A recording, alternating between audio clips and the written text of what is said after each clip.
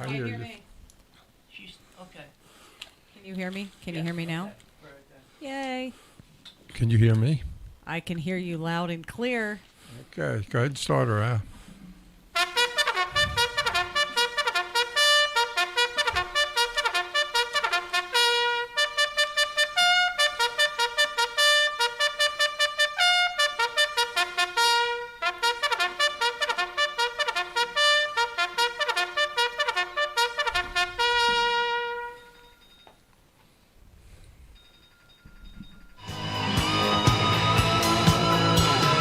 Don't stop believing. Hold on to that feeling. Street light people. Don't stop believing. Hold on. Street light people. Don't stop believing. Hold on to that feeling. Street light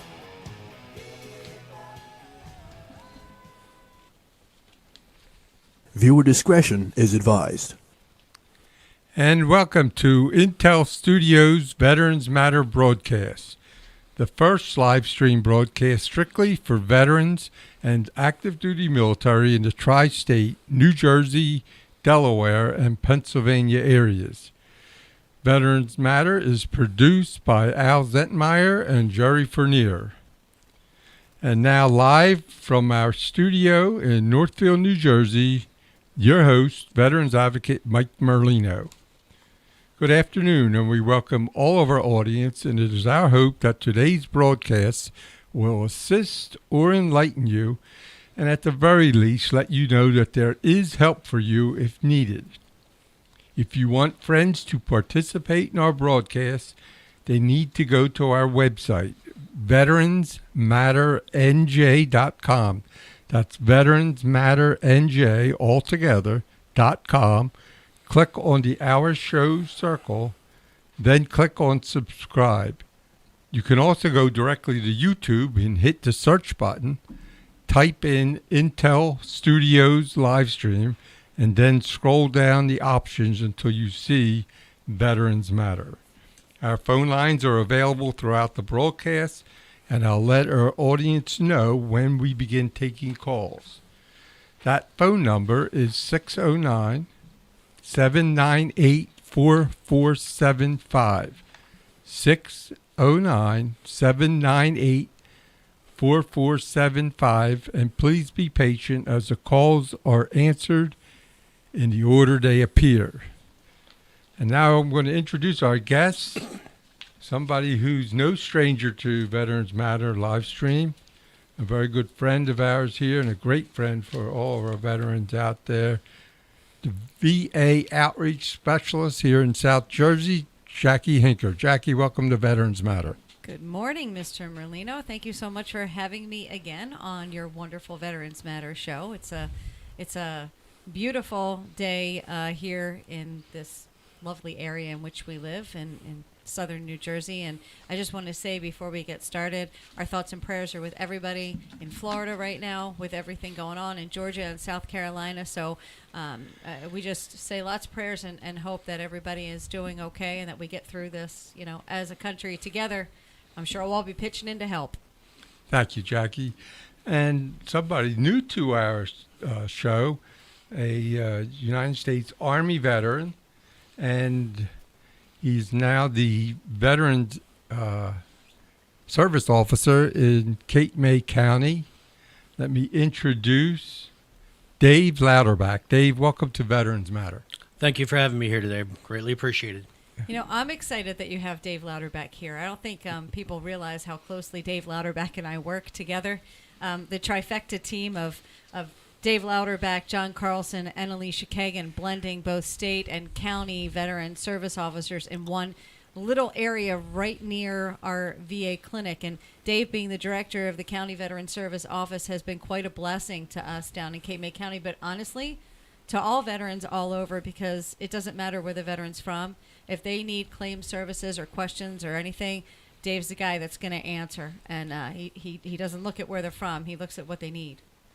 You know, Dave, because it's your first time here on the show, Jacqui has been with us before she was even a Veterans Outreach Specialist. She was on when she was a caregiver, taking care of our veterans down in Cape May County. And first time I had Jacqui on, it was when I was doing live radio and at Stockton University.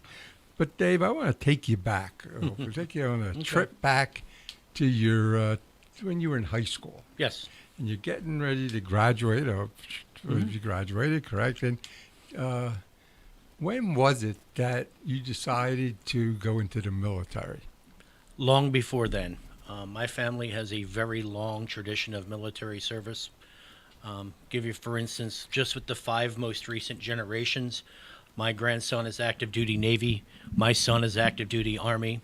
I spent 20 years in the Army. My father was World War II in the Navy. His father was World War I in the Army. I've always planned on going in the military at some point in my life. Yes. Family business, apparently. You actually grew up here in South Jersey. Yes, I did. You graduated from Wildwood Catholic High School. Boo. And you completed 4 Wildwood High, tours boo. of duty in Europe. Yes. And, during the years that you were in the military, for 20 years, I guess that took you all through Reagan's administration, then through the elder Bush, and I guess it ended sometime during the Clinton administration, correct? Actually, no, I ended during the George.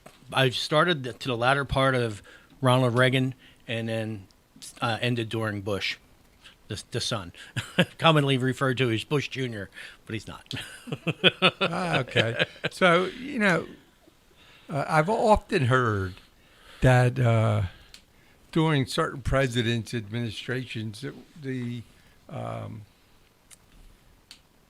it wasn't always cool to be in the military during certain administrations. When you look back at your 20 years in the military, would you say it was mostly always the same, or did you notice maybe morale being different? There were times when morale was not quite as high, and with me being overseas, though, for most of my career, there wasn't a huge difference. Okay, being stationed in Germany, yes, there was when there was I guess you could say when there's a greater flow of monies towards the military, things were always a little bit more positive for our active duty military and our families that were overseas, but it was never ultimately negative.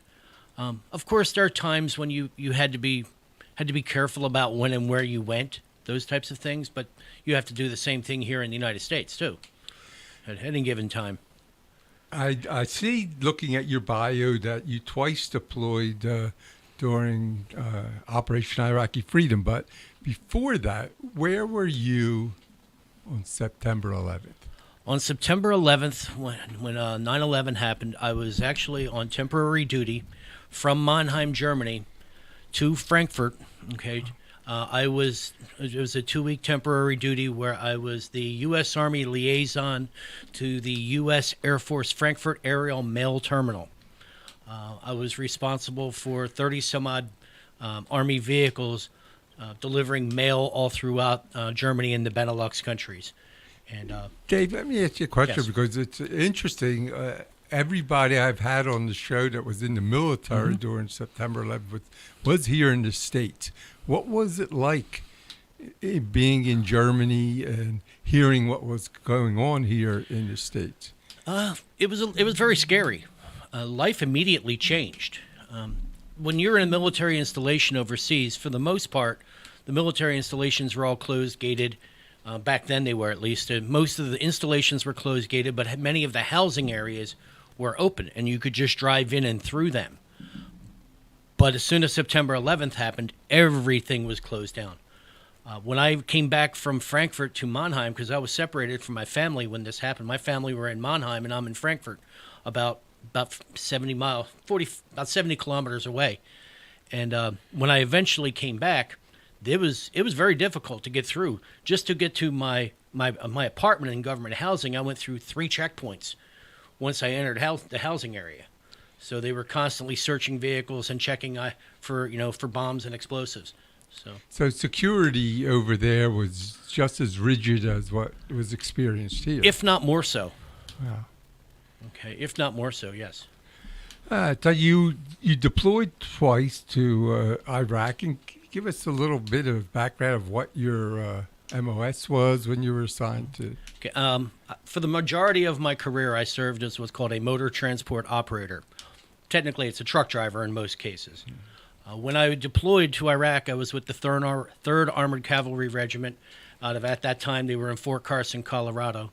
And I was in the headquarters troop, 2nd Squadron Support Platoon. The first deployment going over, I was a squad leader. And the second deployment, I deployed as the platoon sergeant. We ran convoys. We delivered the beans, bullets, mails, and to our people who were where they were at. When they needed logistical support, that is what we did.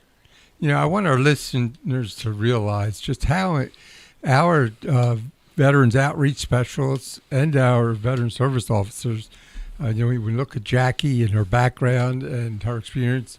Her husband was an OIF veteran also, and Dave and Pat Carney. Yes. Having that experience, it's just got to be so great helping you in the job that you have today. It does allow me to better connect with veterans of all generations, especially combat veterans. Having been there and been involved in that, I can connect with veterans who have been involved in engagements all throughout history better. There's a certain commonality to this where the adrenaline rush is the same no matter what generation it is. Right. Jacqui, when I think back of all the shows we've done together, and like I said, the first ones we did, you were not a veteran outreach specialist yet, but all of that background and all of that experience has helped you in this job. Oh, correct? without question. I mean, just the people that I've met, the people that I've connected with, only benefited during the time of, coming into this job. There was already a network of people to talk to engage with veterans and to utilize. And I mean, the MyVA community was started prior to my working for the VA, and I was part of the MyVA community, which is now known as the CVEB, which I'm still a part of, which is a wonderful thing to be able to connect with other veterans. Honestly, look, I met you. And how many things have we done since I've worked for the VA out in the community where we've been at the same place and benefiting veterans and their families? So it really, I don't know, I always look at it as though I spent about 3 or 4 years interviewing for a job I had no idea I was interviewing for.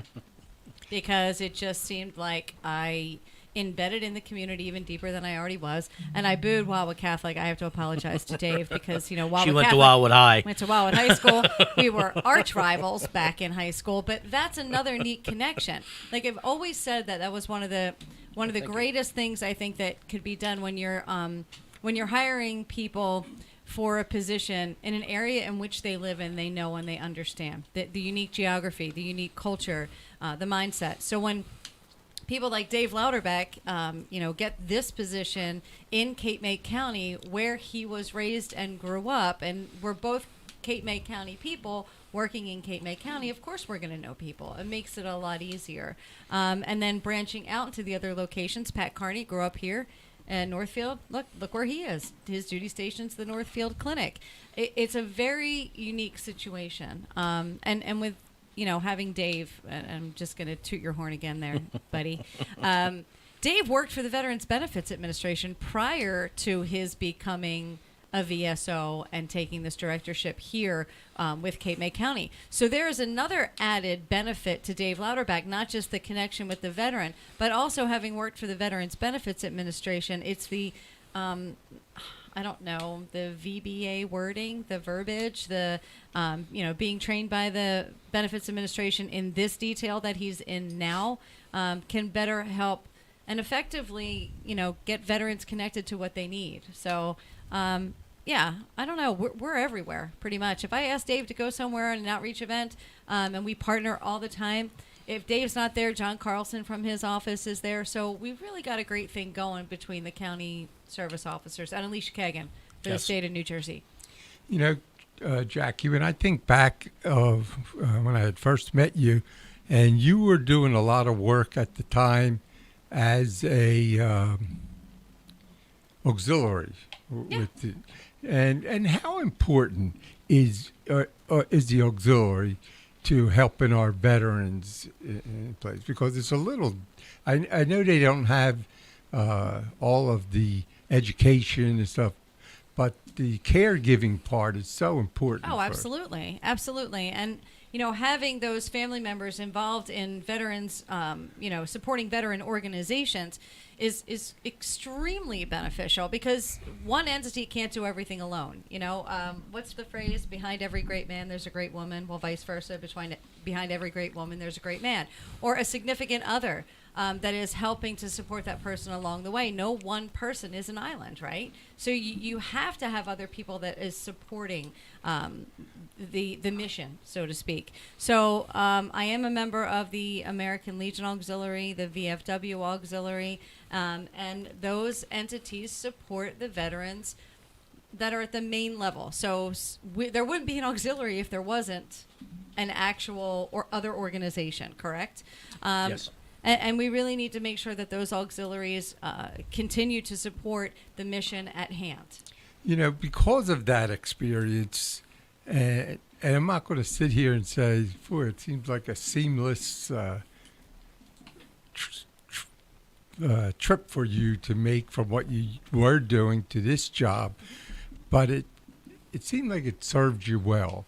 The personal part, and then working with the VSO. And today, as a VA outreach specialist, for our veterans that are listening that have not been involved with the VA, what exactly is your role?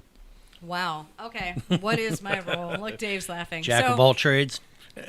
And my name's Jacqui, so it works out perfect. So my job really for the Wilmington VA Medical Center is offering information and enrollment services, letting veterans know what they're eligible for, how to connect to VA services. If they're not eligible for VA services, the buck does not stop there.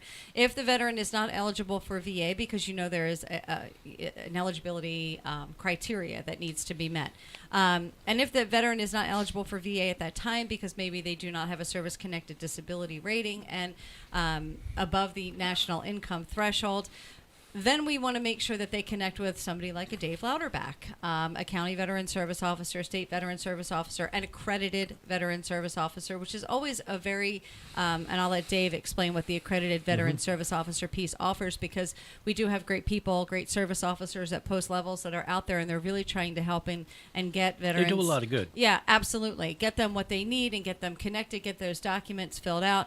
But those that are trained by the Veterans Benefits Administration and get the accreditation piece also have their credentialing, basically, through the Veterans Benefits Administration. They're able to go into the Veterans Benefits Management site. They can see where maybe the veteran's claim is, maybe get an alert that more documentation is needed, and then also be able to see like where a comp and pen exam is happening. So making sure that veterans know that there are people like this out there that are paid to do the job that they're doing. It's a free service to the veteran. They can go to that service officer and have that conversation. So we're happy to have that through our reps with the Veterans Benefits Administration and also with our county and state veteran service officers. So really important that veterans get the education. So having said that, the Patient Experience Council at the Wilmington VA Medical Center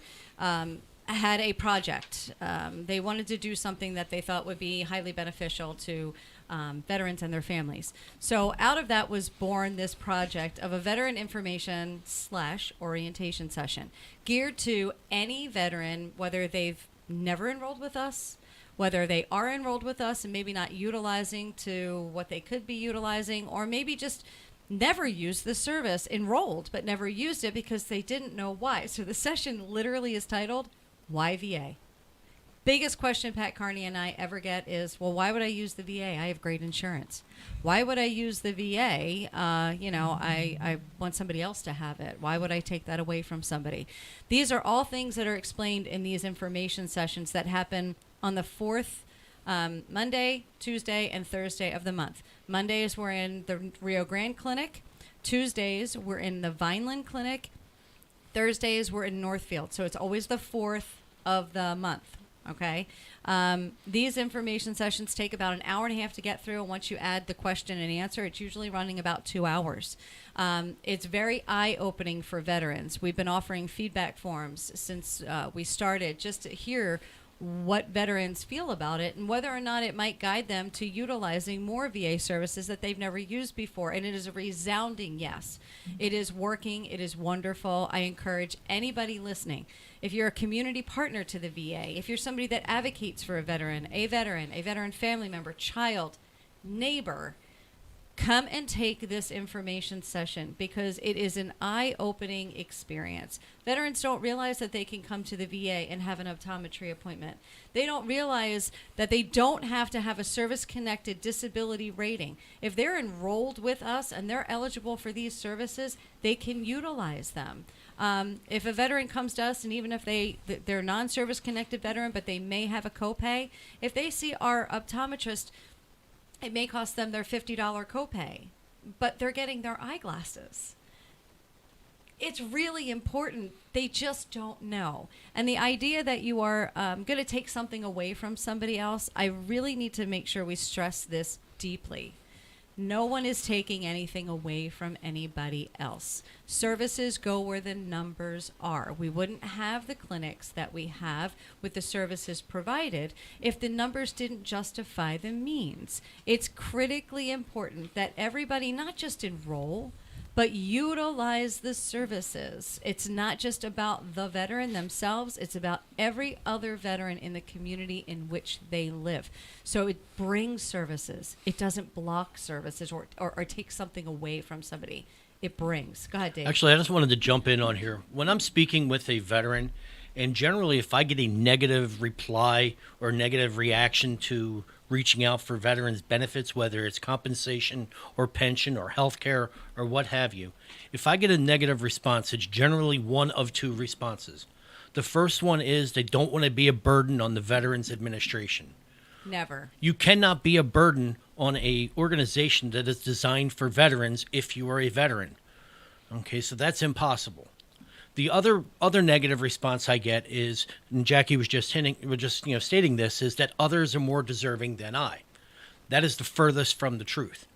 No veteran is more deserving of their benefits than another veteran. We're just all differently entitled. And I quite often I use an example when I explain this. I give 3 different examples. Say, for instance, you have a young guy that joins the Air Force and is stationed up at McGuire Air Force Base for 3 years, pumping gas into airplanes. Does his job, does it well, never deploys, finishes his 3 years, and goes home. He's a veteran. He's deserving of his benefits. Then I use from the movie Forrest Gump. If you remember, there was a gentleman there, Lieutenant Dan. Okay, he lost his legs in the movie, planned on a military career. His life was forever changed. He's entitled to benefits. He's deserving of benefits. Then if you have somebody, say like me, I spent 20 years in the military. I did a couple of combat tours. But when I retired, I looked like I was in the same physical shape. A little bigger, but I still had all my body parts. Okay, Lieutenant Dan is probably entitled to more benefits than someone like me. I am probably entitled to more benefits than that airman who served for just 3 years. Probably, not necessarily. Something could have happened. But that airman, no matter what, is no less deserving of his benefits than Lieutenant Dan or I are of ours. Okay. It doesn't matter when or where they served. When I'm looking at your bio, and I see your bachelor's degree in applied business management and then a master's of business administration. Yes. It's so important that our veterans realize how great the post 9/11 GI Bill is. Yes. And, one of the greatest things that has happened for me because of my being in the American Legion Riders, and having a radio show for veterans since around 2008, and having a huge tax clientele with a lot of veterans, I've been able to steer them to the right people. But, an incident happened in the last month to 6 weeks that really shows how important it is that our veterans sign up for the VA. We had a World War II veteran come through to the Legion Riders because he needed a ramp. And I went online and I saw where the VA provides two different grants. One, if you're a disabled veteran, the other just your age. So we got in contact with Alicia Kagan and found out this World War II veteran had never signed up with the VA. And because of that, and that it would take a year or so to be in the system for any type of benefits to kick in, it just shows how important it is, no matter what your situation is, whether you have great health care benefits, that if you're a veteran, you get on the rolls of the VA. Yes. Now, you guys have I know when Congressman Lubiondo was in office, he used to have these sign-ups, or different VSOs around South Jersey. Do they still do that? I don't really know. Yeah. We try to partner with all of our different elected officials if they're having any types of things that are going on. We like to make sure that our information is at least out there for connection.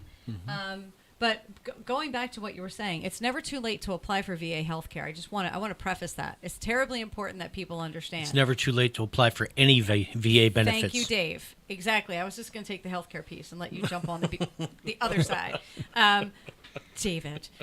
So it's never too late. So take 98-year-old World War II veteran, hearing issues, never connected to VA healthcare, was able to enroll for VA healthcare based on income, hand it over to veteran service officer, was able to actually get the hearing aids prior to the actual compensation and pension coming through, but then able to get compensation and pension for that hearing. So sometimes, depending on the situation, and that's just it, every veteran's time in service is different. You can't base one off the other, and income is always going to be a factor. So that's where there's an issue on maybe getting somebody connected immediately to VA healthcare, but we tell everybody, and we can't seriously say it loud enough, if you've never enrolled, or if you've previously tried to enroll, and this really bugs me, but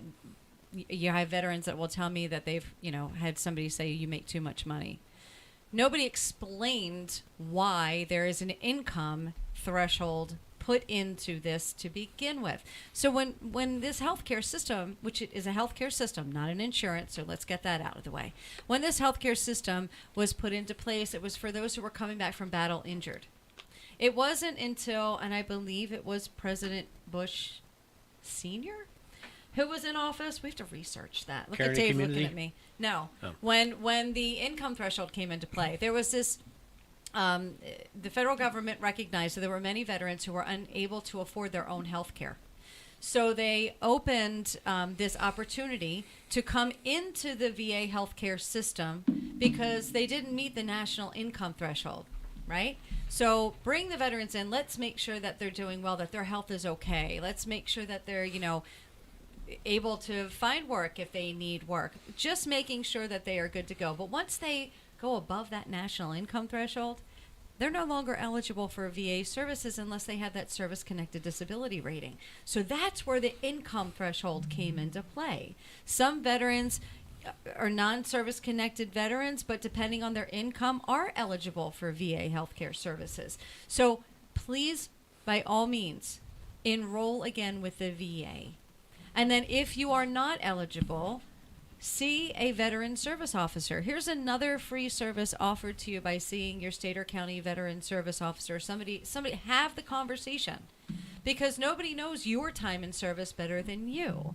And the veteran service officers are trained. They know if you say, you were on a ship and you don't know if you were 12 nautical miles outside of Vietnam, that's what the veteran service officer is going to help you find. I've watched Alicia and Dave do some amazing things over my time working with them. And I've watched them research things to see how these things may correlate with presumptive illnesses that veterans that are coming about. And they do some really amazing work. And all it is a little bit of your time and a conversation. And I encourage every veteran, again, 1010 easy enrollment form. Very simple. It's 3 pages. Third page is simply your signature. And for Dave, the service officer piece is a little more lengthy, but for the healthcare side, we need that form and a copy of your DD 214. And we will let you know. We have eligibility specialists in our clinics now. So when a veteran comes in, fills out that enrollment form, our eligibility specialist can input it right then and there. Let the veteran know if they're eligible. If that veteran is eligible, they can start making their first appointments. They're going to explain or have us explain to them exactly what they're eligible for and encourage them to come to an information session so they really understand what's happening. Dave's part of that. Dave will come down to the information session if he doesn't have a client, which he usually does. And Alicia is part of those information sessions, so that the veterans that are in there get an opportunity to meet a veteran service officer and then have that warm handoff type situation where the veteran feels comfortable. Yeah, I met that person at that thing that we did at the clinic. I met them. I'm going to go talk to them. Some may feel comfortable with Alicia. Maybe it's a woman veteran that wants to talk to a woman. Maybe it is, maybe women don't care. It doesn't matter, male or female. Or maybe it's a combat veteran that feels that he only wants to talk to a combat veteran. We have all of it for you in one centralized little area. Got a question for you. It just came in, and whoever feels it's best to answer this. I defer to Dave. I don't even know what it is. Any updates on the VA caregiver program? There's a lot of updates on the VA caregiver program. We talk about that in the information session. So whoever it is that sent in the question, I don't know where you're from, but please remember the 4th week of the month, the 4th, either Monday, Tuesday, or Thursday, and location, it depends on where the location is. You can call me. I would like you to, I'll explain about that in a second, but I would encourage you to give me a call. Let me save you a seat at one of the information sessions located closest to you. My number, if you want to grab a pencil and a piece of paper, is 302-304-5509. Again, 302-304-5509. Some of our conference rooms are a little larger than others, so attendance, we do have to make sure that we reserve a seat for the amount of people that are coming into the clinic. But as far as the caregiver program is concerned, when the caregiver program began, it began with a different population of veteran and a different era of veteran, I should say, not population, but era. It has expanded, and the criteria, I go through it all in the information session, and it would probably be confusing if I tried to do it now. But suffice it to say, the veteran must be 70% service connected or more. So 70, 80, 90, 100% service connected would be one of the first criteria that they would be looking at. And then the clinical eligibility criteria is based on activities of daily living. I am not the subject matter expert when it comes to the caregiver program. We do have people at the Wilmington VA Medical Center that will be able to help you and go through things very clearly with you. But when this opened up to different eras of veterans, it's veterans that served on or before May 7th of 1975. Yes. May 7th, and we're going to have to double check on that because my brain just went... May 7th, 1975. That is to expand again. Again, the clinical eligibility criteria would be based on activities of daily living. And there were veterans that were on the caregiver program and may still be on the caregiver program. Those veterans that had been on the program before would be reevaluated and be legacy caregivers. But I encourage everyone to really look at the caregiver program. You can go on the va.gov website, type in caregiver, it's going to pull it up. There is a general caregiver program. Now, that caregiver program does not offer any type of levels of care for monetary compensation. That's what the comprehensive caregiver program is for. But the general caregiver program is a great way to get supportive services for the caregiver. It's another way also to get connected with your caregiver support program in the area in which you live. And then they know you, they know your veteran. And then if things should change medically with the veteran that you're caring for, they are able to see that through the veteran's medical records at that facility. It's like just getting to know your people. So I would really encourage people to look into the general caregiver program through their closest VA medical center. I don't know who's listening from here, but I know you can call our Wilmington VA Medical Center's main number, the 800 number. It's 1-800-461-8262 and extension 4756. Because it's ingrained in my brain. So you definitely want to look into the caregiver program. It's just easiest to call the main medical center and ask to speak with caregiver support, period. Hit 0, ask for caregiver support. Let me ask you a question, guys. What is the major difference between a veteran service officer and a VA outreach specialist? We work for different people. Yes. That's it, right? Okay. Jacqui works directly for the federal government. Myself and people like Alicia Kagan, she works for the state. I work for the county. Alicia and I's job, and my coworker John, our job is to marry up veterans with any and all benefits they're entitled to. You can marry people? Yes. Marry is in join. I got it. I thought it was cute, though. However, Jacqui is an outreach person. With VHA, she focuses in primarily on the Veterans Health Administration. And for other benefits, she reaches out to Alicia and or I or John. Good point, Dave. So there's the VA umbrella. It's a big one. Underneath that umbrella, 3 separate main administrations. Veterans Health Administration, Veterans Benefits Administration, National Cemetery. I am with the Veterans Health Administration. Anything that Dave is going to do, for the most part, goes through the Veterans Benefits Administration. We can all point everybody to the National Cemetery Administration, and for veterans that are eligible for National Cemetery, they can pre-plan now the burial arrangements. But anything I do is going to be Health Administration. If it comes to VBA and when people come to me and ask me about GI Bill, home loans, that's not me. I send them over to Dave or to Alicia. But Dave and Alicia are wonderful, and John, if the veteran is never enrolled for VA healthcare, they'll have them fill out the 1010 Easy We'll help them enrollment fill it out. form. Right. And then they'll get it to us so that we can start to work that process together. It really is quite the team effort. Yes. In honor of Dave's service to the United States Army, we would like to play this.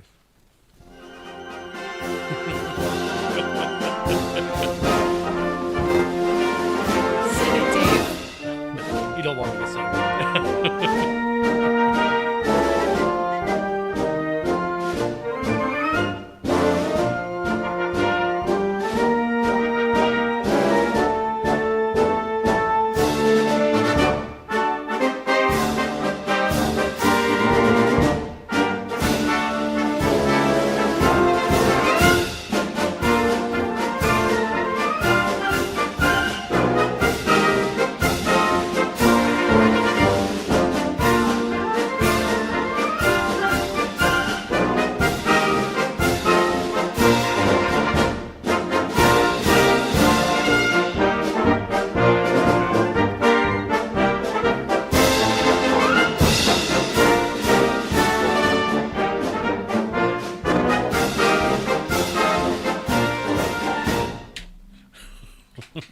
Yay!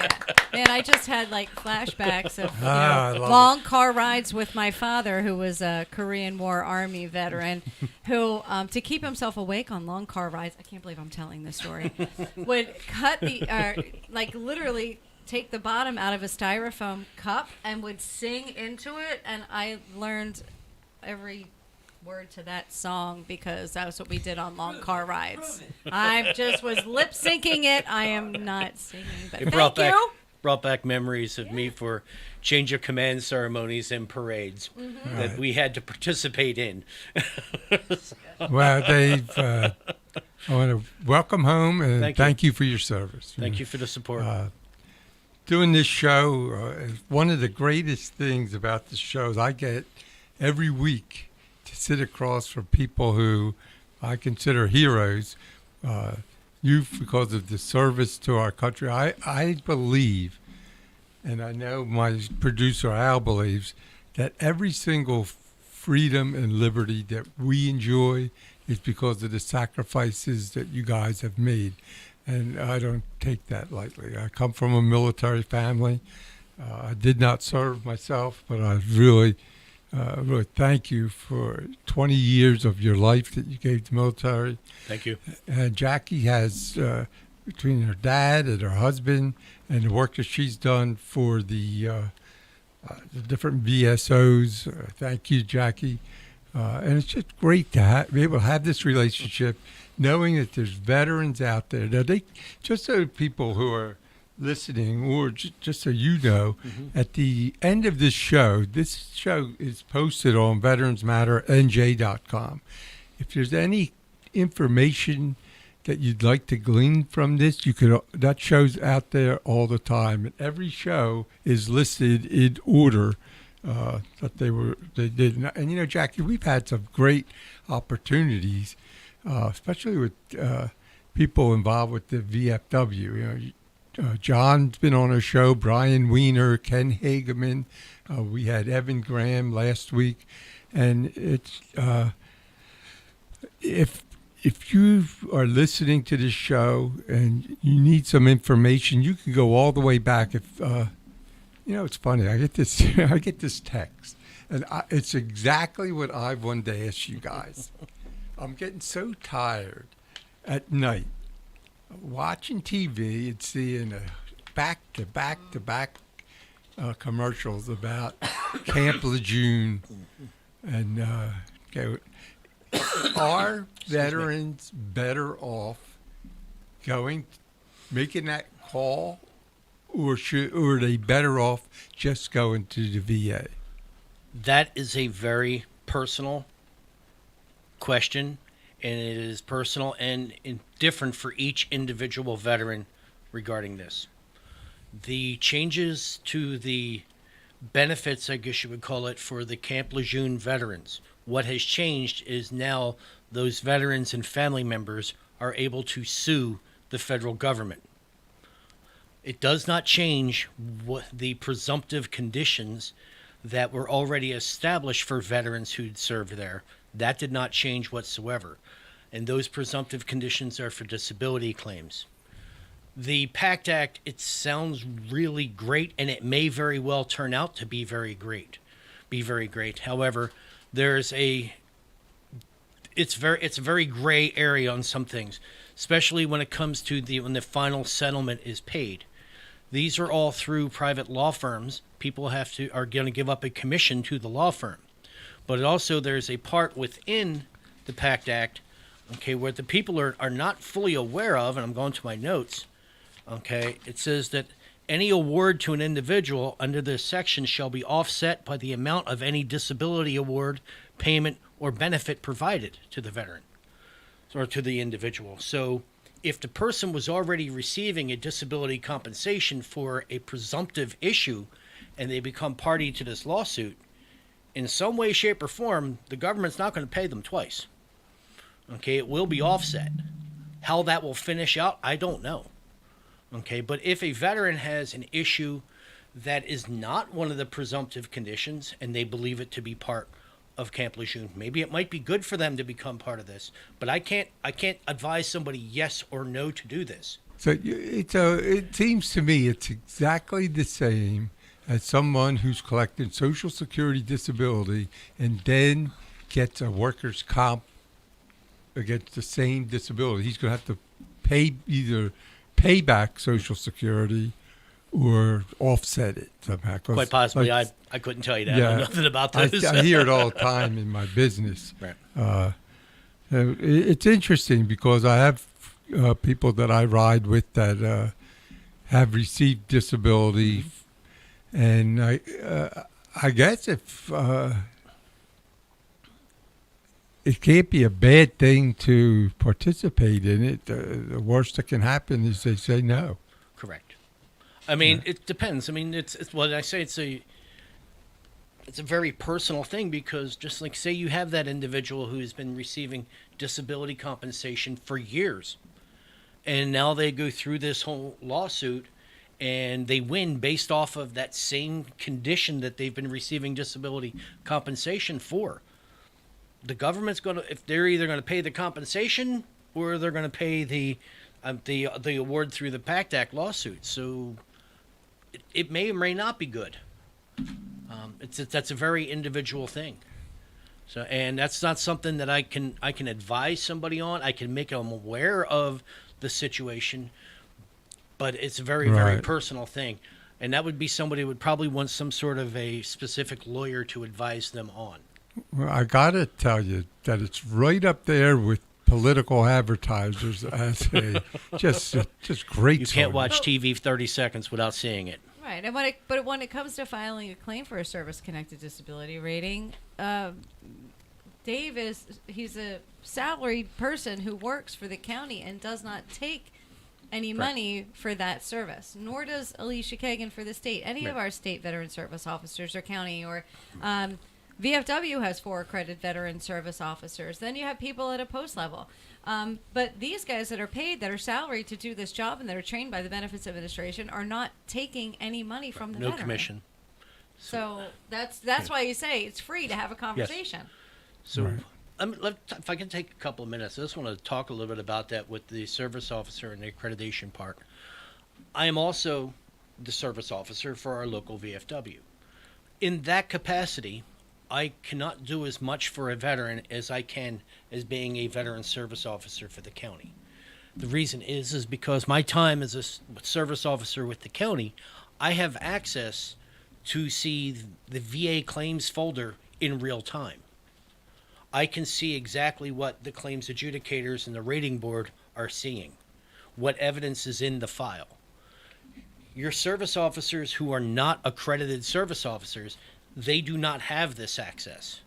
Okay, you can be a trained service officer with a local service organization, and you can do a lot of good helping veterans fill out the forms and getting advice on benefits and things like that, and pointing them in the right direction. It's phenomenal work that is done. It's just we can do a little bit more and probably do it a little bit quicker because we can see exactly what the veteran has in their file. Okay, and that's a huge benefit. I mean, I have people calling me. I have one individual that I'm working with that I had my appointment the other day. Can you tell me what the doctor said? I can go right into the file and I can see the exam, the results from it, and I can tell them what the doctor said. Okay, the rating decision isn't finalized yet, but they get an idea of how their claim is going. Okay, so that's something that a service officer that is not accredited, they can't do that. So, and that's a huge benefit. So, And I know there's a lot of people right now, and I think we'd be remiss if we didn't really go a little bit deeper into how the Pact Act not only affects the Veterans Benefits Administration side, but how it's also going to affect the healthcare enrollment side, because we're going to have a plethora of veterans who may not have been eligible for VA healthcare before that are going to be eligible for VA healthcare now, based on the changes that are made. But there's one question that we keep getting asked that I just want to go over. Everybody's hearing about screenings. VA doing screenings when it comes to things that might be a presumptive illness at this time. But I need to try to make it perfectly clear that toxic exposure screenings are available to veterans that are already enrolled for VA healthcare. and they are not part of a disability claim. Right. So there's this confusion is another reason why we want people to come to the information session so that we can go over this a lot further. There's only so many of us going around, and with all the things like you're saying that you're seeing with different eligibility criteria and changes with eligibility just for the healthcare portion, let alone the filing the claim for service-connected disability rating, things get very confused. People see VA as one lump sum, and we have to separate the two administrations so people know where to go for what. So having us on today is a very good start in getting people to understand. Enroll for VA healthcare, whether you know you're eligible or you're not eligible. When you find out if you're not eligible or when you find out you are eligible, conversation with veteran service officer. We can't stress that enough. You can even start the conversation before you enroll Yes. in the healthcare, because we'll help you enroll. Exactly. You can either come to us or go to them or both at the same time, because it's two totally separate administrations. But we have to make sure that people are spreading that word as well. If you were denied before, try again. If you were denied before and told that you were over income and you never talked to a veteran service officer, please talk to a veteran service officer. So we're just trying to drive that home today. Really important stuff, because as you know, VA is an ebb and flow. Things change. Eligibility changes. Presumptive illnesses come about. Look at the National Crisis Hotline. I see you have that sitting here on your this little table tent. Mm-hmm. The 1-800 number has now changed to 988. You still have to press option 1 to get to the Veterans Crisis Hotline, but 988 is a huge change in getting veterans care. Nobody has to program the 800 number in their phone or know it off the top of their head. It's 3 digits now, 988. Wow, I didn't know that. Yes, absolutely. It was a huge change for the crisis hotline, the National Crisis Hotline in general. But 988, option 1, is the veterans portion. Most people don't know that the people answering the phone at the National Crisis Hotline, 90% are veterans and the other 10% are some type of family member connected to a service member. So that is critically important to know. The other thing that people don't understand about the Veterans Crisis Hotline is that it does have a local connection. So if a veteran or if somebody calls, it could be anybody, it could be family member, it could be the neighbor, somebody checking on a veteran that's concerned. But if the veteran agrees that they want to talk to somebody locally, our suicide prevention coordinators in all of our clinics at our main medical center, they're notified locally, and then they make contact with that veteran. So there is that local connection. So much is being done in the realm of suicide prevention because it is everybody's business and it is the top focus of the VA. So promoting the 988 number and making sure that people understand that it does have a local connection. You're not just calling some place national and talking to somebody you've never met and you're never going to talk to anybody else again. We're going to connect the dots for those veterans and try and get them the care closest to home for them. If I can jump in on here, this is as a veteran. If there is one area in which I've noticed that the Veterans Health Administration has excelled at, it is in mental health care. I have seen the treatment of veterans skyrocket in quality over the past 10 years. Do we have people now, mental health professionals at our Northfield and heck Rio yeah. Grande clinic? Oh, yeah, we have. We definitely have. We have psychiatry, psychology, clinical licensed social workers, substance use disorder, the drug and alcohol counseling, group therapies. We have our local vet center here in Egg Harbor Township. So vet center is another area where veterans can go. Vet center keeps their records solely to themselves. They don't share that, even though they have va.gov emails, and they're part of the VA little umbrella, HA umbrella kind of deal. They don't share their records unless the veteran wants them to share them with their regular medical file with us at the Veterans Health Administration or at our clinics with their primary care doc. But it's very, very important that everybody understand at a local level we have people in each one of our clinics all the time. Again, we detail that in the information session. I am shamelessly promoting that because it's so important that veterans come in and family members come to learn. I just want to let our people out there know, and especially those who are listening that are veterans or family of veterans, I want to give out a few numbers, and they'll be on this taping, so you could always go back and get it. One thing I want, if you a phone number, an email, something you miss, please email me or call me, and if let me know, and we'll get it for you. But the numbers I want you to know is Jacqui Hinker, the VA Outreach Specialist. Her phone number is 302-304-5509. That's 302-304-5509. And Dave Louderback, who's Cape May County Veteran Services Office, his phone number is 609-886-2762. And Alicia Kagan, who is the VSO representing the state of New Jersey, and I believe she's at the clinic here in Northfield a few days a week. Correct, So we're Jack? fortunate. So Alicia Kagan spends 2 days a week down at the Rio Grande Clinic. Mondays and Thursdays usually. She's down there with me on Mondays and Thursdays. And then she is in the Northfield Clinic 2 Fridays a month. And we have a VFW, Veteran Service Officer, the other 2 Fridays. So we're covered on a monthly basis on Fridays at the Northfield Clinic. Paul McIntyre from the Department of Military and Veterans Affairs, VSO, takes up shop in our Vineland Clinic. Again, that accreditation piece is so important. They can utilize the equipment that we have in the Health Administration to get into the Veterans Benefits Administration Excellent. site. So we're creating, only I have to say, not that I'm partial to my duty station, the Cape May, the new clinic in Rio Grande that we still call the Cape May Clinic, so we still try to confuse people. But the new clinic in Rio Grande, literally, it is the trifecta. If a veteran walks into our clinic and says, I want to talk to somebody about a claim, if Alicia's not in the building, or even if she is and she's with somebody, they're walking literally out the door, you bang a left, you go 2 doors down, and there's Dave. Yes. We're in the same literally building. same exact, we're connected. So we spend time walking back Actually, and we forth. share a with fire veterans. exit. We do. We share a fire exit. But I just want to share that phone number for Alicia Kagan. It's 609-441-3060.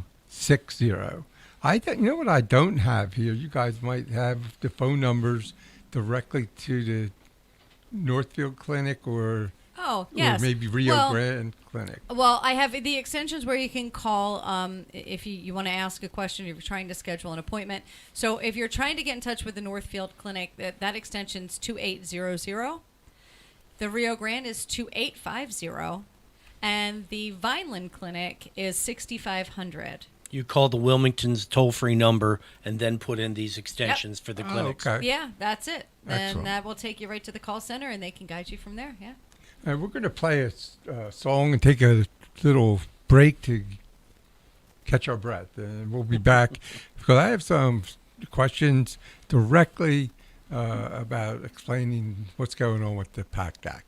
Awesome. On November 8, 1965, the 173rd Airborne Brigade on Operation Hump, War Zone D in Vietnam, were ambushed by over 1,200 VC.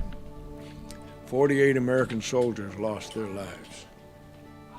Severely wounded and risking his own life, Lawrence Joel, a medic, was the first living black man since the Spanish-American War to receive the United States Medal of Honor for saving so many lives in the midst of battle that day.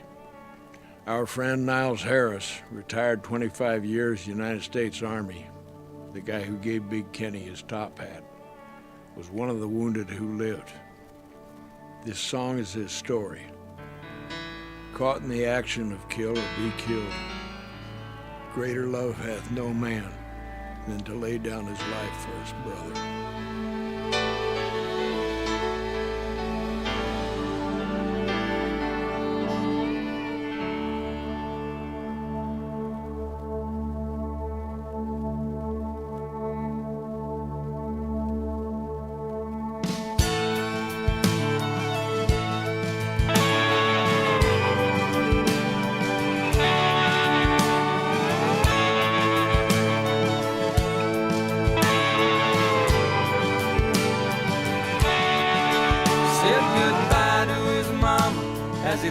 South Dakota to fight for the red, white, and blue. He was 19 and green with a new M16, just doing what he had to do. He was dropped in the jungle where the choppers would rumble with the smell of napalm in the air. Then the sergeant said, "Look up ahead." Like a dark evil cloud, 1,200 came down on him and 29 more. They fought for their lives, but most of them died in the 173rd Airborne. On the 8th of November, the angels were crying as they carried his brothers away. With the fire raining down and the hell all around, there were few men left standing that day. Saw the eagle fly through a clear blue sky, 1965, the 8th of November.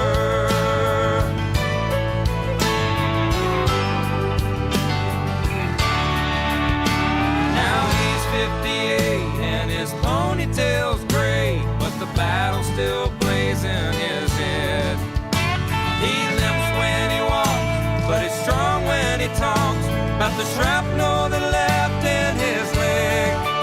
He puts on a gray suit over his airborne tattoo, and he ties it on one time a year, and remembers the fallen as he orders a tall one and swallows it down with his tears. On the 8th of November, the angels were crying as they carried his brothers away.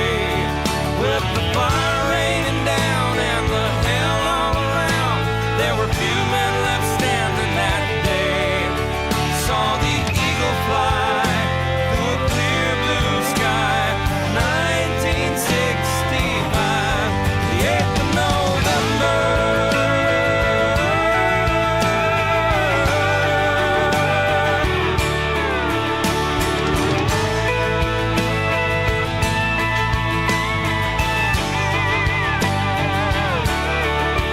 Saw the eagle fly through a clear blue sky, 1965.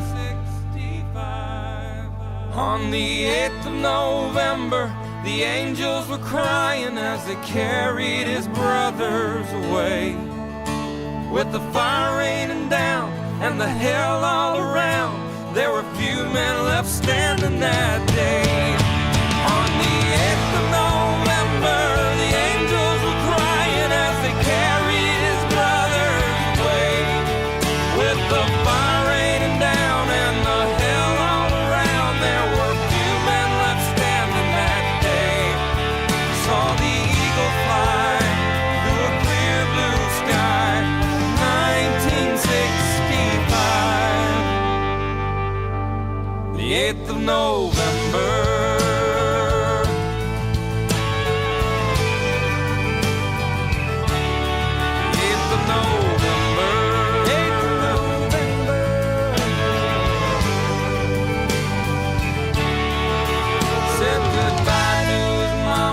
As he left South Dakota to fight for the red, white, and blue. He was 19 and green with a new M16, just doing what he had to do.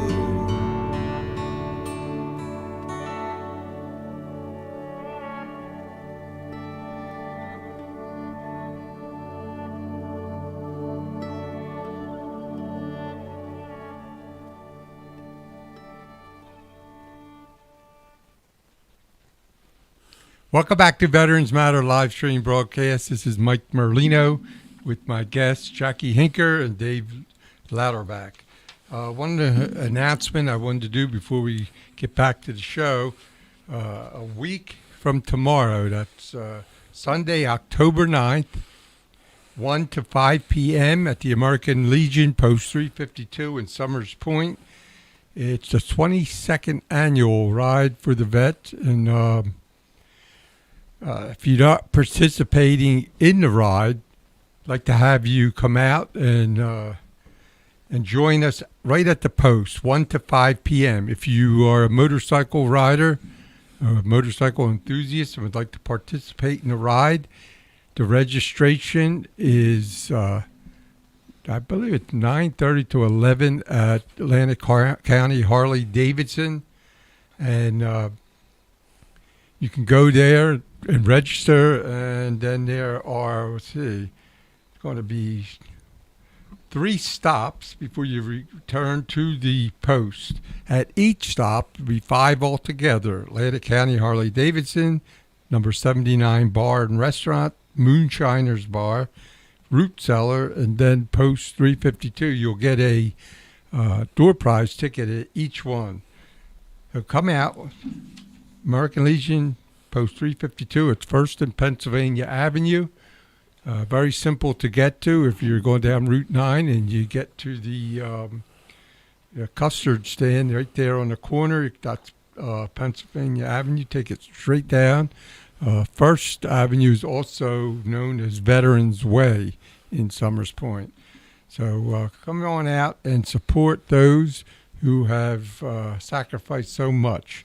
It's $25 donation at the door. That gets you the Len Daggett's Back Bay Barbecue, free draft beer. There's a cash bar inside.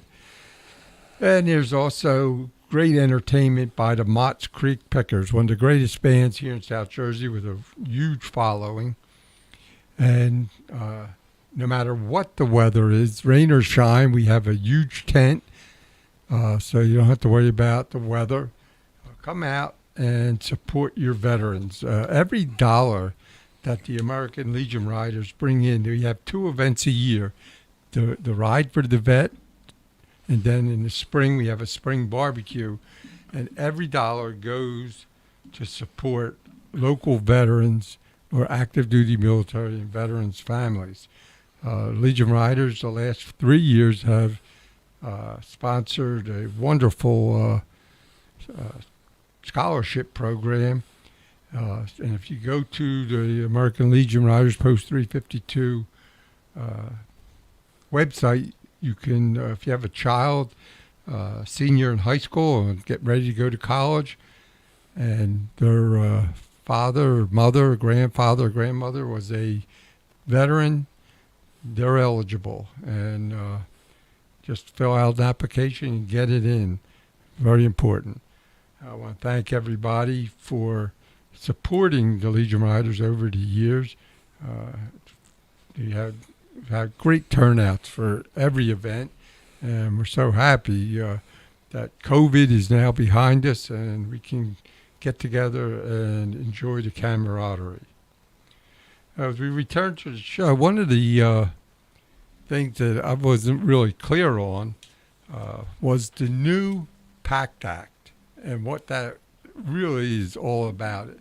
So somebody would like to jump in here and give us a rundown on Dave that. and I were just talking about this because today is October 1st.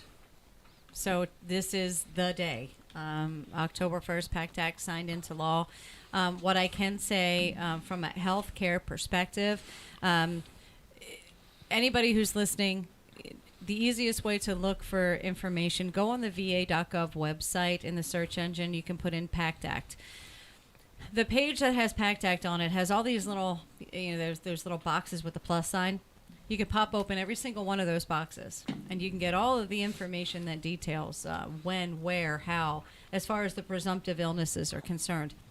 But as far as VA healthcare, again, I'm going to say, if you've never enrolled for VA healthcare, this is also expanding the eligibility for VA healthcare. So we are encouraging all veterans to come out and enroll. Your time in service is different from somebody else's time in service, and with the expansion and the new things, we really want you to come out there and get connected as soon as possible. So obviously today is a Saturday, but Monday is a new day.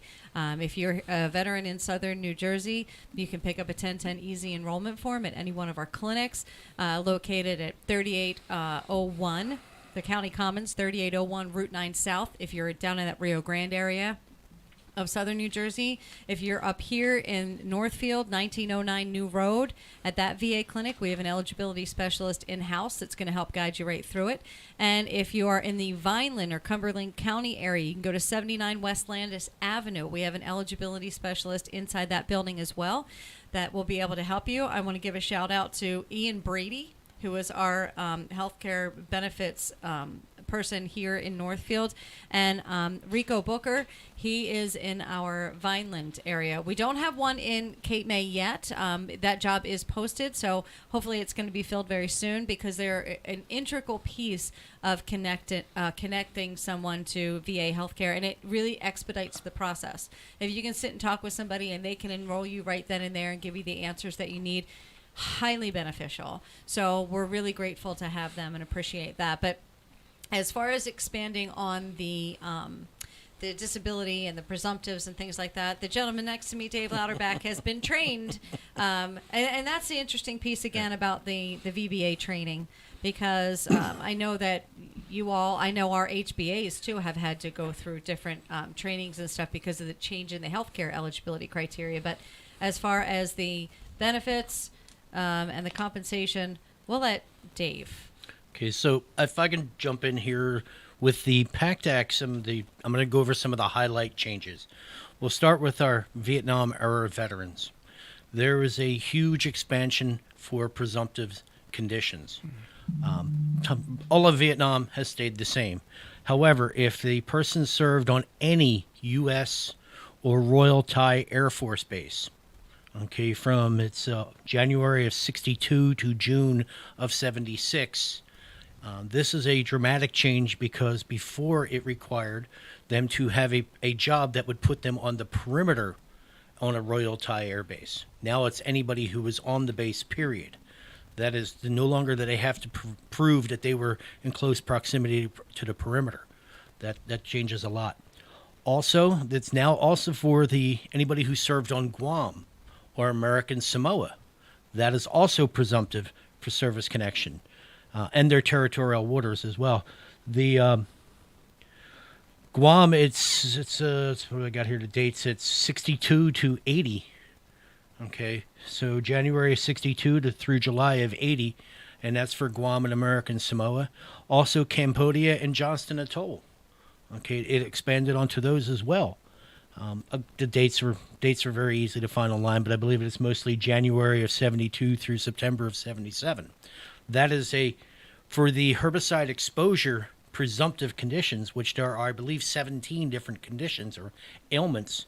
They have now opened up all of these locations, okay, as being, if you serve there one day during this time frame and you have any of the presumptive conditions, the VA does not question how you got that condition. It is presumed that it is due to your exposure to herbicides, most commonly Agent Orange. For our Persian Gulf, OIF, OEF veterans, now there are over 25 different ailments that are considered presumptives for exposure to burn pits and other toxins.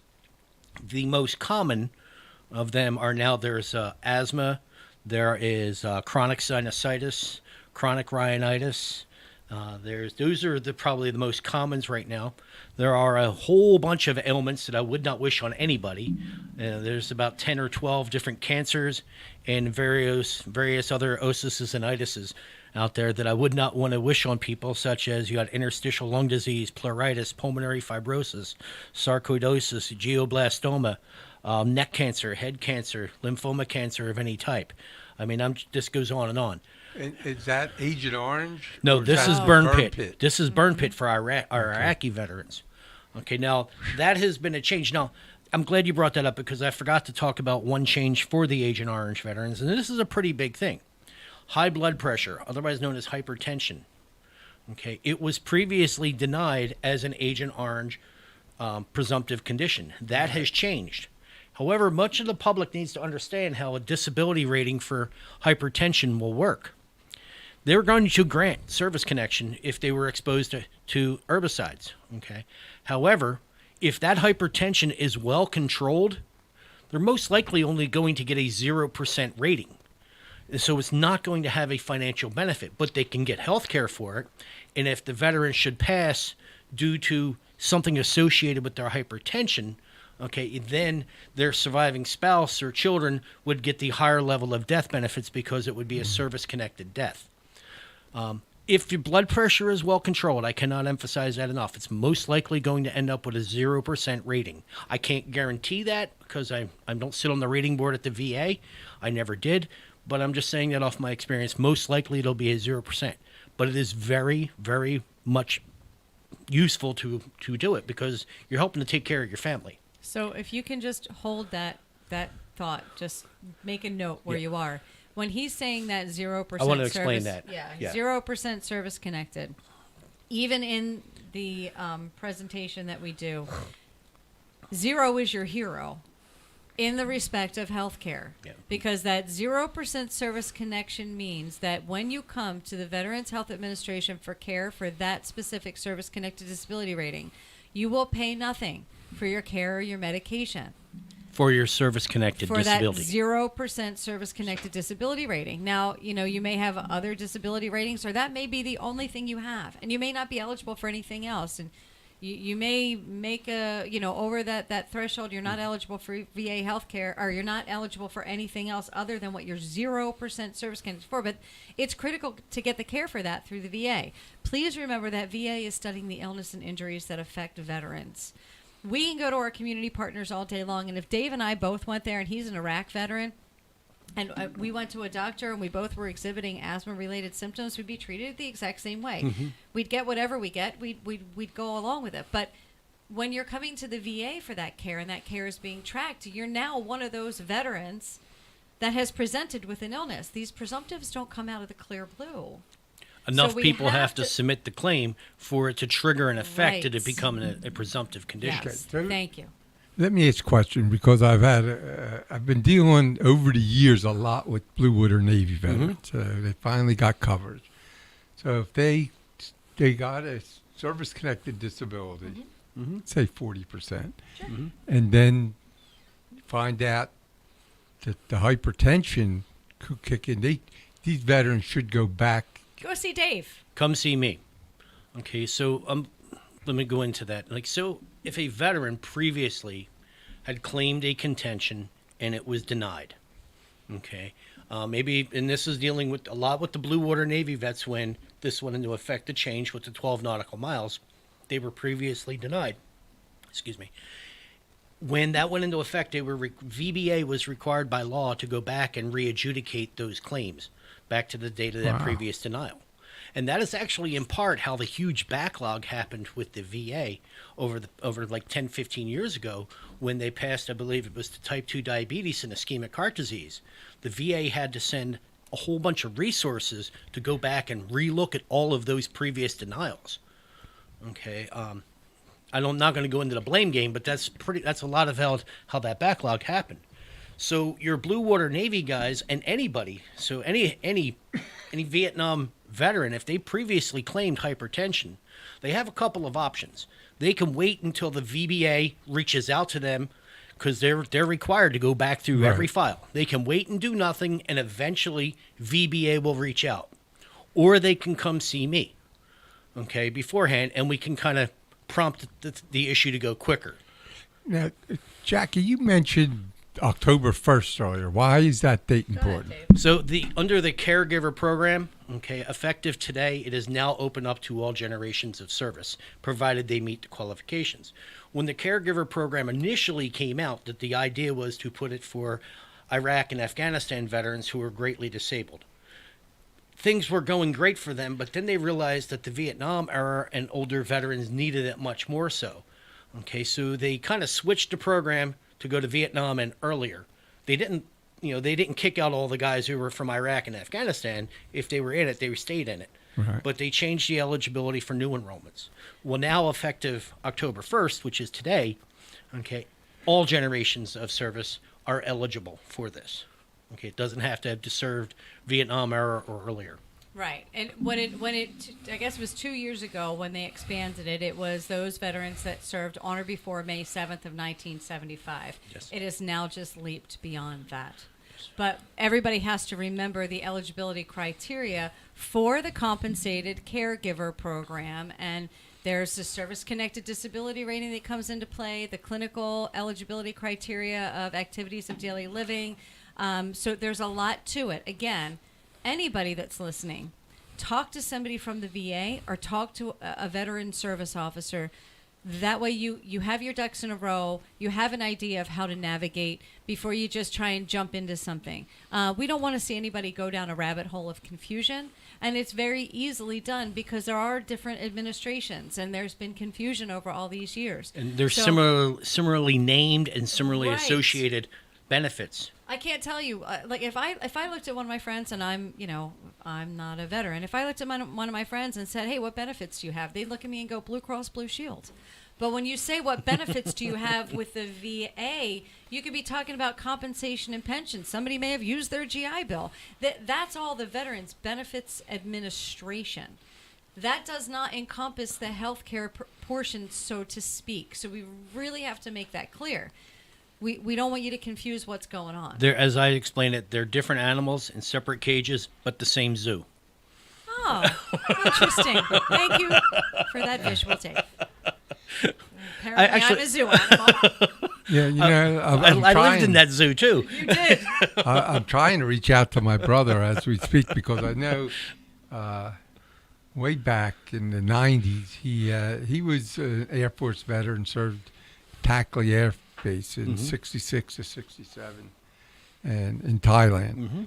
And they stored the Agent Orange on his base. They also used it to clear out all the foliage, around the base.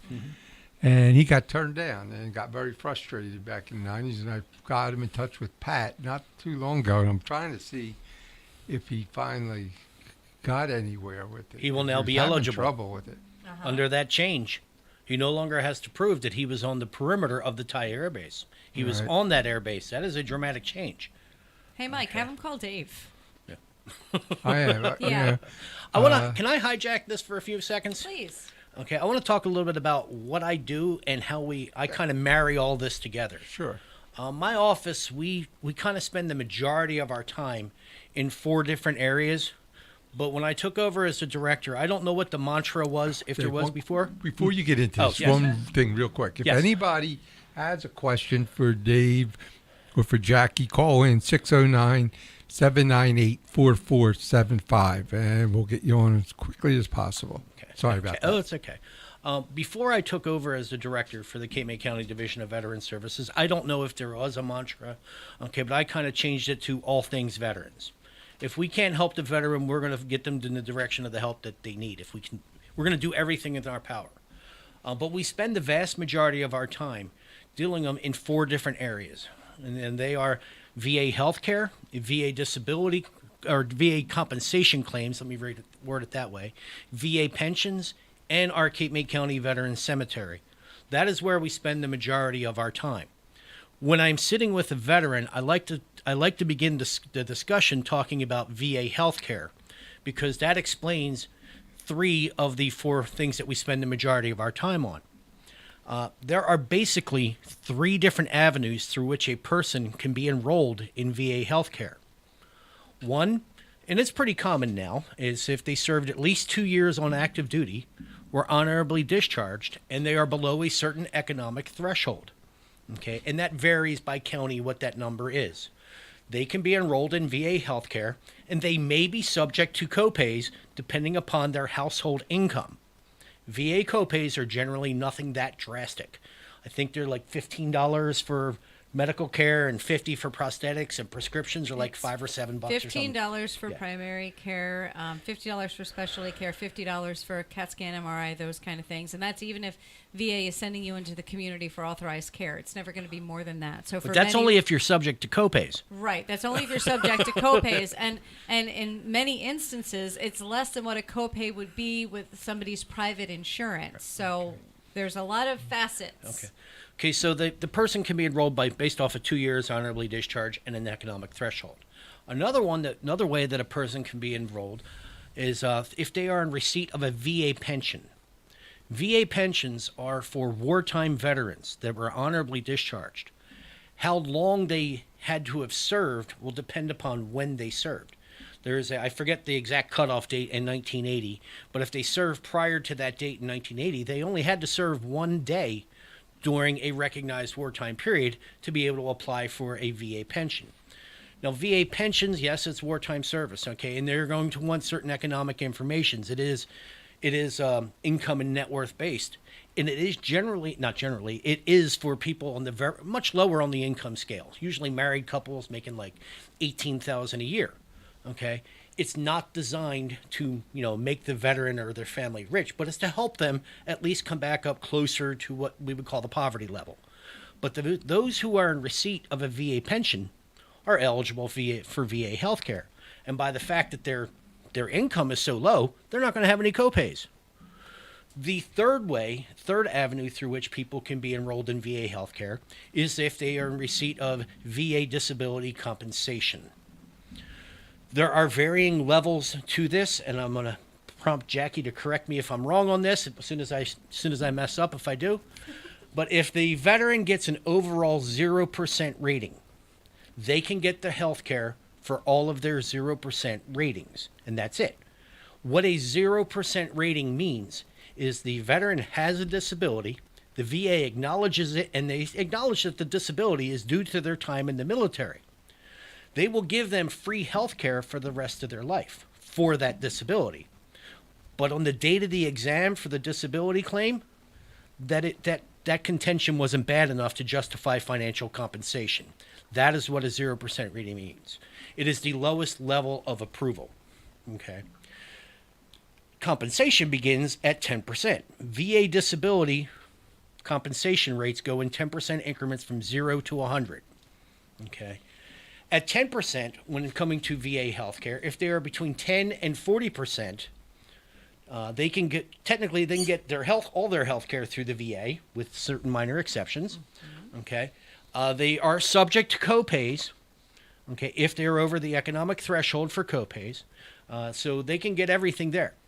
If they're between 50 and 90%, the only copays they're subject to is for prescriptions.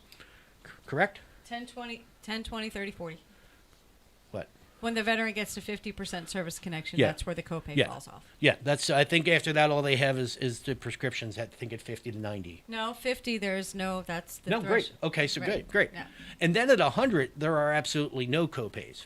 You can be a multimillionaire if you are 100% disabled through the VA. Okay, your income does not matter if it's 100% permanent in total. Okay, so you can get all of your health care through the VA. Those are the three routes through which a person can be enrolled in VA health care. Receipt of a VA pension, receipt of disability compensation, or had served at least 2 years on active duty, honorably discharged. All of these require discharge under honorable conditions, and have be below a certain economic threshold. I every now and then will hear somebody come down from Jackie's clinic and say to me, "Oh, there's this gentleman down there. He owns 5 motels over in Wildwater, Cape May. How come he's getting VA health care?" Probably because he's got some serious, service-connected disabilities. That he did not disclose to anyone. Yes. Or might be invisible. And again, you can't look at somebody else and wonder why. Yes. Right. And those compensation and pension exams are put in place for a reason. Again, we could be treating somebody because they're eligible for us, and we could be treating them for things they could be diagnosed through us. But when and Dave can correct me now if I'm wrong, when they go to that compensation and pension exam, it's not about, we already know there's a diagnosis in place. It's, did it start during that veteran's time in service? Usually. There you go. Okay, so when I'm going to talk about a disability claim then. Okay, so when there's 4 different routes, okay, then for most common routes that a person can use for a disability claim. And I use a need to explain 3 of them. If a veteran hurt their left knee while on active duty, and their left knee still hurts today, they can claim it on a direct basis. Okay. The second route is through what's called aggravation. The veteran hurt their left knee while playing football in high school. When it came time to join the military, they told the doctors about it. The doctors evaluated it, said everything was good, and they allowed them to join. Now their left knee progressed beyond normal levels, meaning it was aggravated by military service. The third way through which a person can claim is called secondary. If their left knee is service-connected either on a direct or an aggravation basis, but now their right knee hurts because it's overcompensating for the left knee, they can claim the right knee secondary to the left. The fourth way through which people can make a claim is through presumptive conditions based off of where they were stationed, whether it was Camp Lejeune, Iraq, Afghanistan, Vietnam, Thailand, or so on and so forth. Okay, those are the four most common ways. There is another one that's not so common. It's called an 1151, and that's pretty much we won't go into that right now, but it's not that common. But those are the routes that people normally will do for a claim. So just so I understand this, you Yes. could be 0% rated and still be a disabled veteran. Yes. Okay. 'Cause I There's wouldn't have thought that. such as no service connection rating, and the first level of approval is a 0. Sometimes veterans will say, well, I never put a claim in, so I'm at 0%. No, you never put a claim in. You're just not service connected. Service connection the numbers begin at 0%. Okay, and don't ever try to figure out VA math on your own. Oh, explain VA math. I will never it was mind-boggling the first time I made Dave actually write it down on paper. So with VA math, they take into account all of the veterans' service-connected disabilities. Okay, and it's a whole body concept, and you cannot blame the people at VBA for this. Right. Congress put this on them. Okay, they had to deal with it. Well, it's just, that light bulb moment Yeah. where something actually finally, Yeah. you get it. Yeah. Because 10 plus 10 isn't 20. Yeah, actually, And I couldn't, it is. Yeah, but I couldn't understand exactly how that worked. And then Dave explains it so incredibly well. So I'll do a little bit of a visual here. We're going to take a person that has 350% disabilities. Most people would think that's 150%. It's not. A 40, a 20, and a 10. We'll just go with that.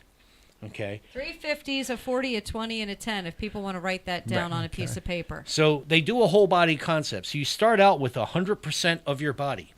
You take your highest rated, your first of your highest rated, you got a 50. So you get 50% towards your rating. But that only leaves 50% of your body. Your next one is a 50. You get 50% of the 50. So that's 25. So now you're up to 75. Okay, so we can cross out that one. That leaves 25% of your body. You have 50 as your next one. You get 12.5. That's 87.5. Okay, that leaves 12.5. The next one is a 40. You get 40% of 12.5, which is 5. So that brings you to 92.5. Okay, so that leaves 7.5 of your body. 20% of 7.5 is 1.5. That gets you to 94. Okay, that leaves 6% of your body left. A 10, that gets you 0.6.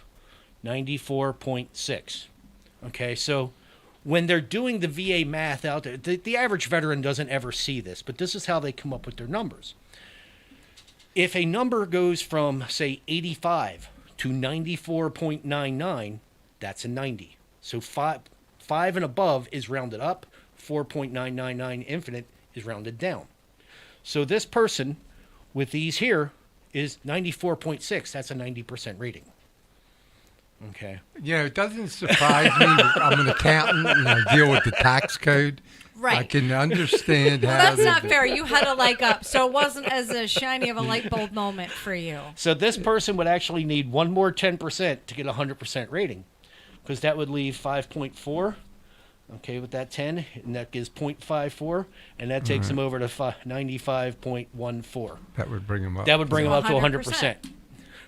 Okay. VA math is unlike any other math. And I've had a lot of math classes in my life. It makes sense when you It see really it does. that way. That, Would you like to take a picture of that and then post it on your Facebook I won't page? forget that, I'll tell you. There you go. I understand that very well. Let me ask a question. In the Pact Act, anywhere does service dog come into anything? I don't recall seeing anything about service dogs in there. I could be wrong. Is there anything that you're Not aware that of? I'm aware of. Yes. Yeah, I know it's- there was the Pause Act, but again, don't quote me on that. I'm not really sure. You know, it's about time that it did, that the VA took care of this implicitly, you know. Yes. I can't speak for or against that. All I can say is that my husband has a service dog, and I could not be more grateful for the time spent and what he has been capable of doing and going and all kinds of things. You've seen that the dog's been here, you know. And you know, it's just another way of, you know, navigating life, and it's a wonderful thing to see. But I can't speak for the VA on where that's going to go or how that's going to go. But, you know, I know he takes his service dog when he goes to his VA appointments, so it's not a problem. Yeah, you know, the other thing is not just making it, providing it for veterans, but but also getting rid of all the stuff that you see out there, all the emotional support dogs. You know, everyone seems to be taking advantage of service dogs. Right. And I mean, I did these little chihuahuas The emotional with the support vest that dogs. says service dog, you know, and they bark in church services. And you just know that it's just not right. And it's just a little pet peeve of mine. But hopefully somewhere down the road, the VA will take this and, Would be great. and run with it. I would like to see them greatly expand that. So You know, you're looking at things like the this veteran information session, and you know, when they have the you know different stand downs Stand and downs, stuff different like thing, that. Is yeah. there anything coming up? You would think with this getting close to being cold again that there would be something in the works. You know, Mike, I'm glad you brought that up. What a segue. Okay, so we do have things coming up. We just recently had a town hall. Director Kane had a town hall on Thursday the 29th. I would have liked to have seen more attendance with that. We've been trying to do a really good job of pushing out information and making sure that veterans are aware of different things. This was specifically a special town hall just geared to Pact Act. I thought it was wonderful. I wish, like I said, I wish it had been better attended. But I can tell you that on October, hold on, bear with me for 1 second. got to expand the calendar. I do. So, and why didn't it go to the right date? There is an upcoming stand down, and it is going to be in the Hamilton area. There's one in Vineland coming up as well. And of course, technology fails me when I need it the most.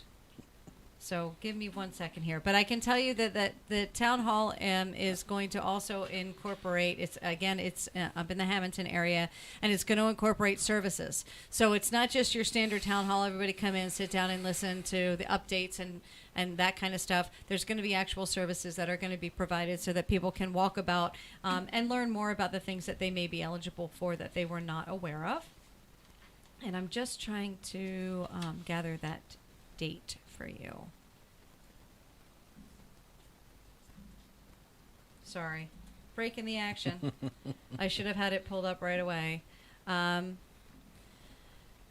then, again, the information sessions that we have coming up, I told you about those, and I will keep talking about them because they seem to be working extremely well. What do you got? Stand down October. That one's in Newark, though. Oh, okay. Yeah, that one's the one in Newark. And I'm not sure it actually got put up here. October 21st. VFW Post 1026, Hamilton. So that's coming up. Let me ask you as a question. been so long since I've had John Baronata sitting here, and I know you guys are mostly associated with Cape May. Is there anything new on the new Atlantic County clinic?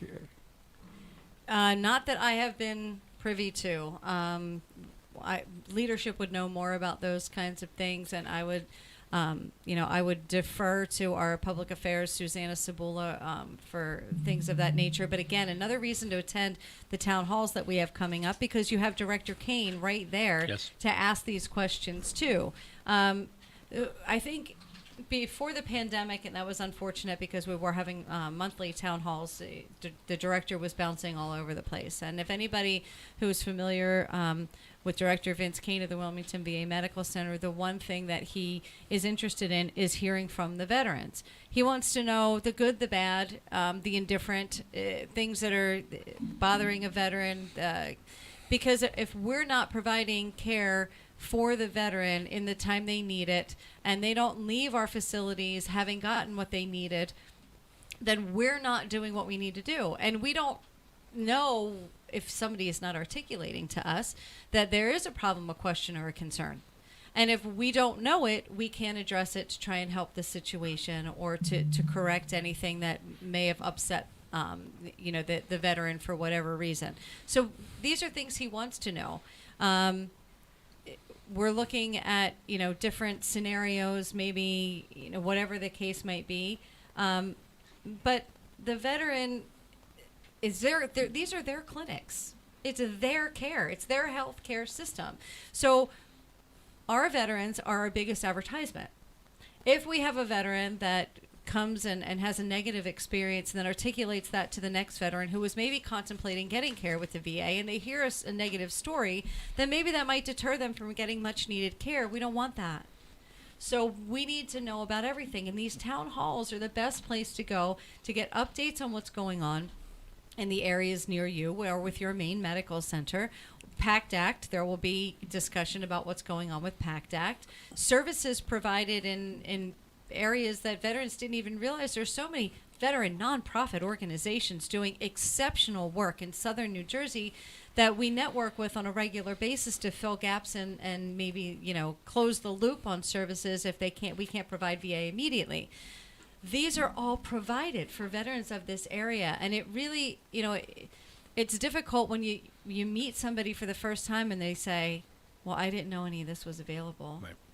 Because there's so much, but there's only so many of us to be able to articulate it. So speaking of the other organizations, I'm not going to name any in the specifics here because if I do, I won't be fair to them all.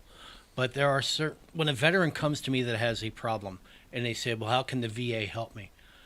I kind of think about and I ask them questions to try to determine, is it an immediate need or is it something that can wait to go through I guess you could say the bureaucracy of getting it through the VA. There's an immediate need. There are a lot of local nonprofits that I will reach out to see if they can help and help quicker. Now, of course, the VA is going to do things on a much bigger and grander scale than a local nonprofit, but we have quite a few of them in the area that will jump at the chance to help a veteran immediately. I do have a standing offer of getting you guys one day a month to do your own thing. I know, Mike. And it would be a great tool getting the word out. One of the things I wanted to, because I just got a text here, Mike, what happened to Veterans Smile Day? Postponed due to weather. I can tell you that much because our outreach team was supposed to be there with other services as well. And it was a weather-related thing. Nobody knew how Ian was going to affect us in southern New Jersey. So, good judgment. Moved to October 29th. So for anybody who's listening, that is what is happening. October 29th. Are the appointments going to stay, or do you have to recall? Honestly, I have nothing to do with the appointment piece of it, only that our outreach was going to be there with other services. So you, Brickworks Dental, Yes. Look it up, and you could call there and get more information. I don't know exactly what's going to happen, with your appointments, whether they'll just flow over to October 29th. I would think you would have to call and make sure of that. Okay, and the Atlantic County the stand down that we're having in Atlantic County, which is in Hamilton, of course, this is a group effort. So while there is a town hall that is scheduled to be happening from 12:30 to 2, this whole thing will be running from 11 a.m. to 2:30, and this encompasses, again, you're looking at those agencies, the VFW, the American Legion, the VA, Department of Military and Veterans Affairs, Veterans Multi-Service Center, Catholic Charities. All of these organizations really work as an orchestra of services, so to speak. Our HUD-VASH team will be there, our behavioral health, mental health staff, suicide prevention. All of these entities converge upon these. One thing I can say about the stand downs, brick and mortar stand downs happen. The Cherry Hill stand down, the Atlantic City regional stand down, Atlantic County regional stand down.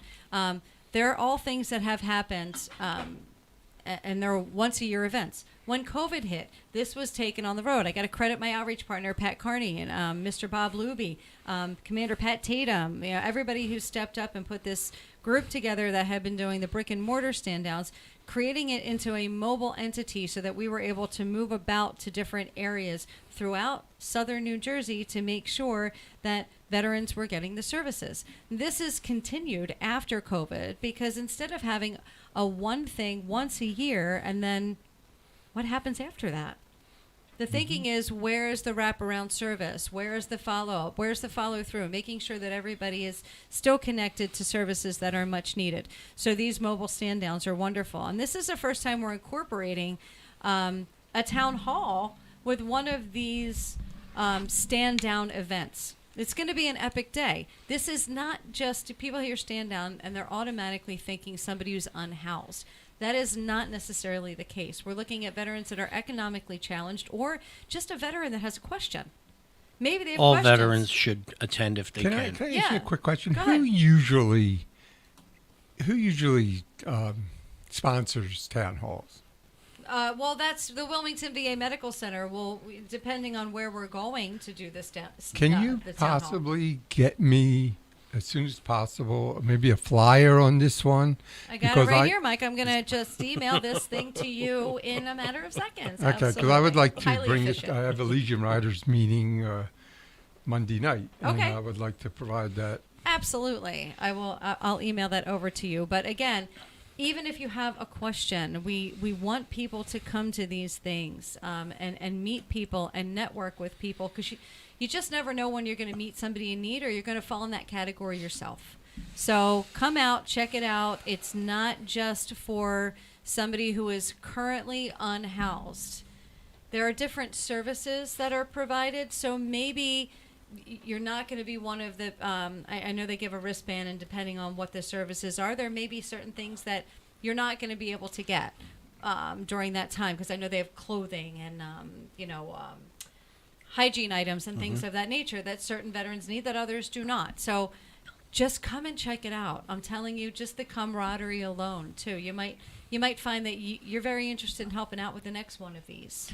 You may even find out when you go there, you might say, oh, what does the VFW or the American Legion offer outside of stand-downs? That might be a reason to come talk to them. Or the other or sponsoring organizations. If a veteran wants to get involved in the veteran community, maybe they're coming, this is an information gathering session for them. Maybe they're not in the need of these services because they're not domestically or economically challenged. This is an opportunity to see those organizations at work. Yeah, and And there's free lunch for veterans that are attending. So I always say, when you feed them, they will come, and that is the truth. We have seen a really great population of people coming to events, because they want to pop in and sit down and just break bread with people and have a conversation. People are motivated by time, money, or food. And I think it's wonderful. So please, by all means, come out to that event. one warning to people, to our veterans and the family of veterans. If you go online and you look up Pact Act, be very careful because one of the things I found out today is that a lot of law offices have their advertisements out there to try and draw the veterans who are involved with the Camp Lejeune Act. So I know personally, because I deal with Jacqui, with Dave, with Pat, I think that best to talk to your veteran service officers, your VA outreach specialists first before you tie up. I know they will not forward any lawyer information. No. I would think it's against what the VA would want. I would County, also, yes. and I would also say to go on the va.gov website. va.gov website. If you do, we all know this. If you do a Google search for something, you don't know what you're going to be clicking on. Go to the va.gov website. Look at the hypertext link. Yeah. Ensure that it says .gov at the end, not .com. There are a lot of organizations out there that will look like they're the VA. va.gov. And the little search engine it's beauteous. Type in Pact Act in the little search engine. Type in caregiver in that search engine. It's going to pull up. Oh, It yeah. is I very got- easy to navigate. Burry Law Firm, PTSDlawyers.com. You didn't go on VA. You did not go on the va.gov website, Michael Merlino. Yeah. Do that now, and you'll see how simple it is to pull it up.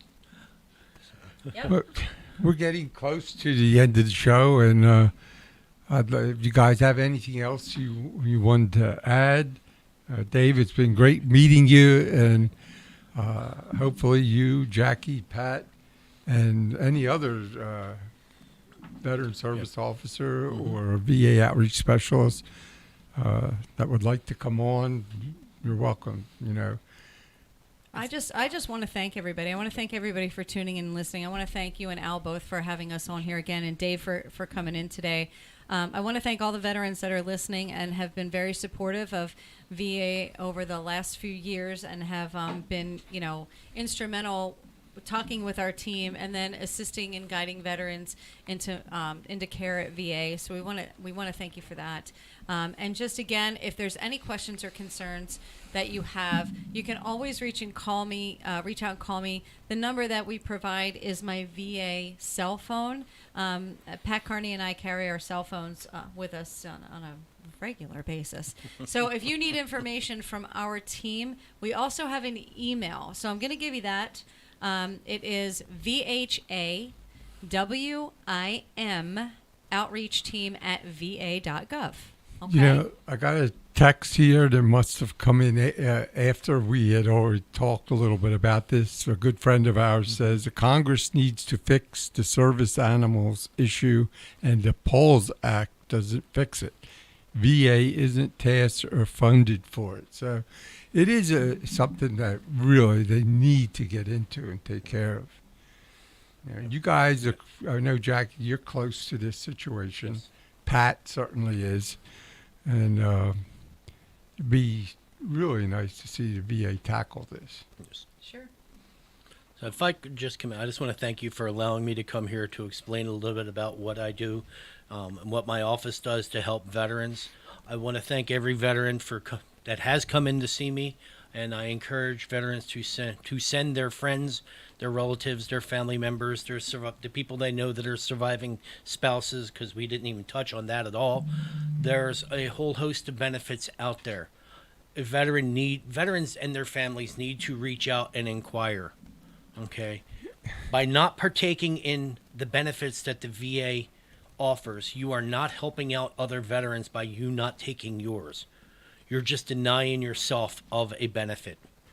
Dave, my brother just got back to me and said, I asked him if he'd gotten any Agent Orange claim through yet. He said no, still trying. Have him call me. It's just unbelievable what he's going through. And That's terrible. now he lives up in Glen Olden, PA, so it's not that. I will do my best to help him as well. I will give him your phone number Yes. and have him reach out to you. Yeah, please. it's I terrible really to hear. appreciate It's that. terrible to hear stories like that, and sometimes it really is connecting with the right people, Yes. and it can make all the difference in the world. Because there are sometimes if I deal with somebody that's up in Philly, and especially if they need to speak to somebody or Philly or any PA, Delaware, wherever, And maybe I'll reach out to my counterpart in that area. Okay. I'm accredited with the VA through what's called the National Association Right. of County Veteran Service Officers. The vast majority of all counties in this nation have at least one of me. And the vast majority of us have access to view VA files for Excellent. those that we hold the power of attorney for as their representative.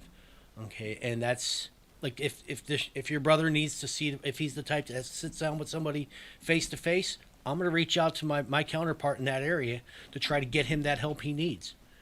So I appreciate that very much. I'll get your name and phone number Yes. to my brother. I'll be I doing want my to best to thank help all, him. all of our listeners out there. As we say at the end of every show, if you love your freedom, thank a vet.